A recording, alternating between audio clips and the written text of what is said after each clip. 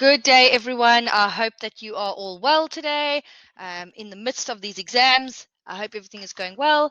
I thought I would just quickly touch base with everyone with regards to the final POE that is due tomorrow on the 12th of November. I know that you have been working full steam ahead on the POE. I know that most of you have listened to the previous recording. I have had quite a few queries and questions, so I thought I would just quickly go through a POE guide again with you guys and just make sure that you are all on the right track before you submit tomorrow. So obviously the final POE task 4, the fourth and final task of the POE is the big one. It counts the most of this module for 6221. And what you're going to do in this module is you're obviously going to put together your entire business plan. So that idea that you worked with from the first task all the way up until through to the third task, you are now going to edit and you are going to change over into this final business plan. So your final POE is going to be in the form of a professional business plan. The format that you choose to do it in is entirely up to you, and you then will submit your business plan. Each of the sections of the business plan are obviously divided up into different mark allocations. We will speak a little bit about that more. It's important, ladies and gents, to remember that you have to use the same idea that you have used in task 1.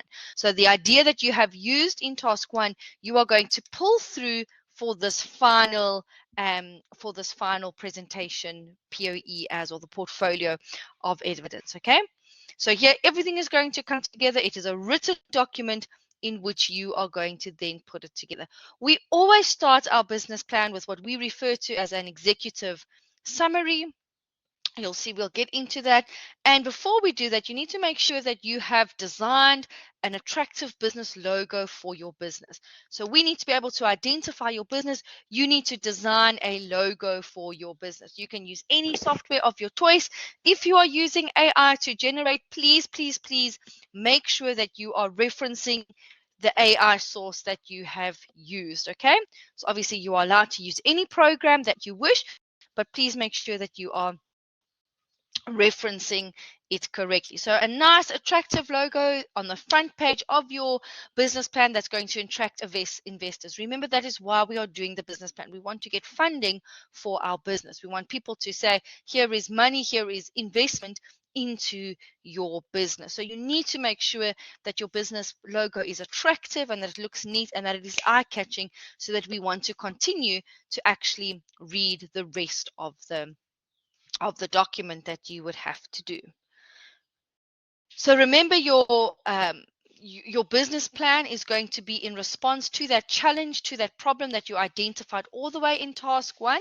And there is a word count in your business plan. Please stick to the word count as far as possible. Okay. It's quite a big word count. You shouldn't need to go over it. In fact, you will probably be less words than that. So please, if you are less words, that is absolutely fine as well, as long as it's not more than 7,500. But in all my years of lecturing this module, I've never had a student who is actually able to write that many words. So keep it short. Make sure you fill in everything that you would need. The next few slides unpack business plan layout, what the business plan is going to look like, how are you actually going to submit the business plan. On the first page, you're going to have a cover page. You need to include the name of the business, an address of the business, a telephone number that we are able to contact business, and your business logo. So a professional cover page where we can clearly see where is the business, what is the business, how can I get hold of the business. Then you write an executive summary. Now your executive summary sums up exactly what you are going to do in the business. So in your executive summary, you are going to touch on key things that should attract the potential investors. We often recommend to students to complete the executive summary once they've completed the entire business plan, because it is almost like the conclusion, the summary of what is to come. So an executive summary where you're including all the things that make your business interesting. What would make the investor read further in this business plan? Okay. A concise table of content. So we need page numbers, we need indexes that we have, any page numbers, any topic that you have, you need to put into the table of contents for 6 marks. And then we unpack the different portfolios within a business. So in the next few ones, you're going to look at the business and the product description, in which you are going to provide a brief description of the business. You are going to describe the products and the service of the business. You are going to make sure that your business fits into a market gap. Okay. Discuss if there are any particular patents or trademarks that are relevant to your business. Do you need any of that? If not, then you don't have to include it. But if your business does need to register as a trademark or a patent or a special recipe, whatever it may be, you need to make sure you are following that up. And then a marketing plan. Remember, our marketing plan is based on the 4 P's: price, product, place, and and you are going to go into great detail about each one of those P's. So product is worth 5 marks, price is worth 5 marks, place is worth 5 marks, and promotion is also worth 5 marks. So for each of those P's, you are going to elaborate again on the product, on the price. How did you set the price? What pricing strategies did you use? How are you going to promote the product? What promotional strategies, what advertising tools are you going to use to promote your product? And how are you going to distribute it? What is the place that you are going to sell the product? How are you going to get the product from manufacturer to consumer? So a concise, detailed marketing plan. Then we look at a financial plan. Okay, for this POE, they have given you 250,000 Rand in the finances to be able to set up your business. You need to take that amount and you need to forecast how are you going to spend that money. Remember, some of you guys are investing in really big businesses, so you may need to apply for a loan to the bank or to CEDA or to CIFA to get extra money, extra funds to actually start up your business.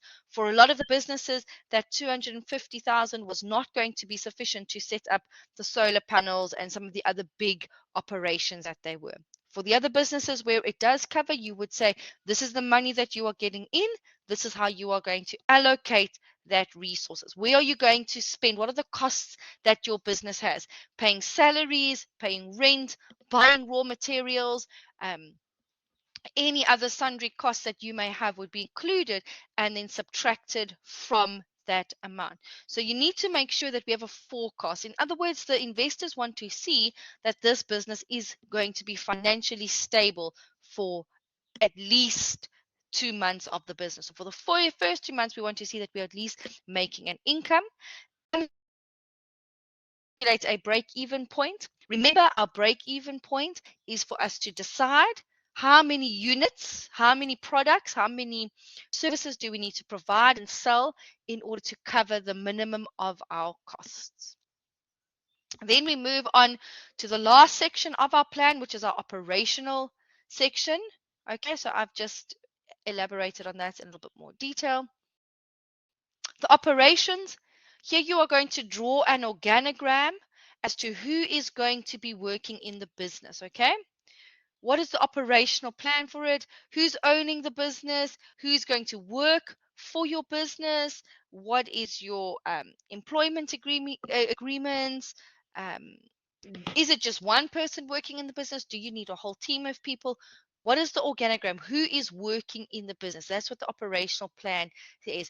Do you need 5 people working in the factory? Do you need a general manager? Do you need someone who's going to be in control of supply and purchasing management? Then you conclude. So then you would have your conclusion, summing up, extra marks for clarity of the business. You will see the next one is also marks for the business logo, creativity, substantiation of the points that you would need to do, use of extra sources. And please remember to reference, even though it is a business plan, it's your idea, you still did not think of, for example, the 4 Ps. So where do the 4 Ps come from? They come from your textbook. They come from a source that you have referenced, okay?